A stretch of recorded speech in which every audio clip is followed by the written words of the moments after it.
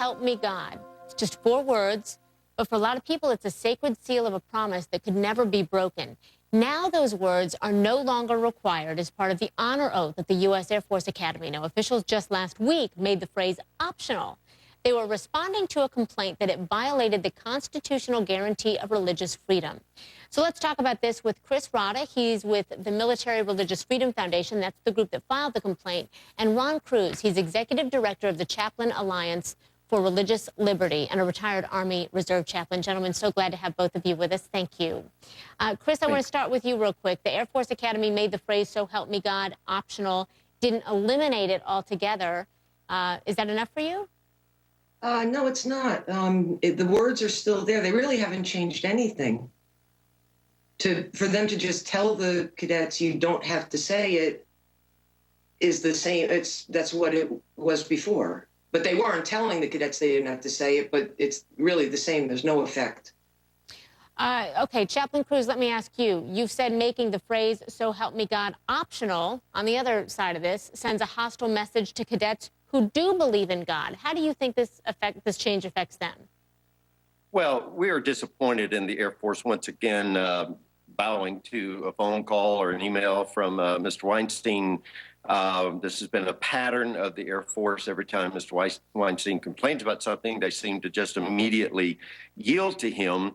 And this phrase, "So help me God," has been a part of military tradition for generations. And it's a part of the military oath to this day. These same Air Force cadets, when they swear allegiance to become an officer in the United States Air Force, they're going to have that phrase again. And it has always been known among military circles that phrase is optional. So I commend the superintendent of the Air Force Academy for not striking this phrase. I believe she did the right thing in saying that this phrase is a part of the oath. It is a part of the oath, but it is optional. If someone is offended by that phrase, they don't have to say it. But for those cadets who come from households of faith, we are grateful that they will be able to continue to solemnize their oath as a cadet by being able to say those 4 words, "So help me God." You know, Colonel Cruz is right in the sense that God is still very much a part of references to God, a huge part of our life here in the U.S. and in government. It's what the country was founded on. Initially, it's on our money. It's still in the Pledge of Allegiance. So, you know, just changing the oath at the Air Force Academy, Chris, it's an institution with just 4,000 cadets. Does it change anything for you? It hasn't always been. The original military oaths written by the founders, 1789, did not contain the word "So help me God." That wasn't added for officers till 1862 and for enlisted till 1962. So this stuff about the founders is just dead wrong. Hey, Chris, let me ask you, is it offensive to you because God is a very generalized term, so it's not specific to, you know, Christians, or, you know, it's Christian, it's Jewish, it's Muslim. I mean, everybody has not everybody, but some people, most religions have God in them, and this is very generalized.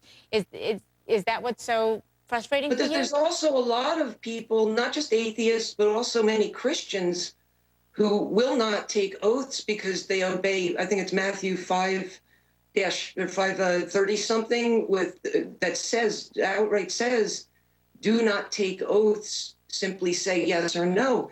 And there's a lot of people, religious people. This isn't, we get paid as being an atheist organization. We're not. 96% of our clients are Christians. And so, you know, Mr. Cruz is always calling us an atheist organization, as certain other people do.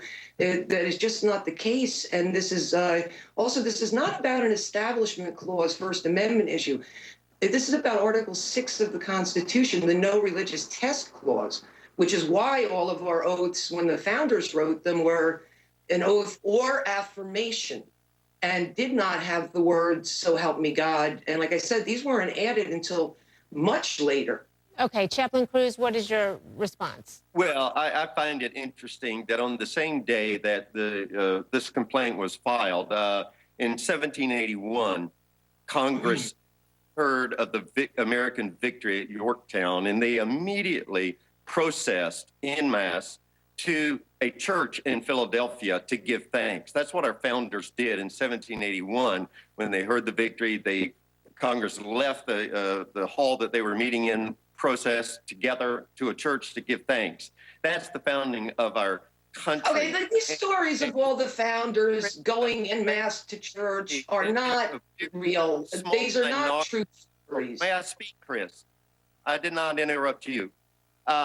It's a very small minority of those who come from a faith tradition that find saying "So help me God" offensive. That's a very small minority. Rights do not depend on majority or minority in this country. Rights depend on the Constitution, and the Constitution says no religious test. Having to swear an oath to God for someone who finds that wrong according to their religious beliefs, or I'm sorry. I'm so sorry we've run out of time. I know that this is a debate that we could talk for a long time about, but Ron Cruz and Chris Rodda, we appreciate both of you being here with us. Thank you. And we're going to be back right after the break.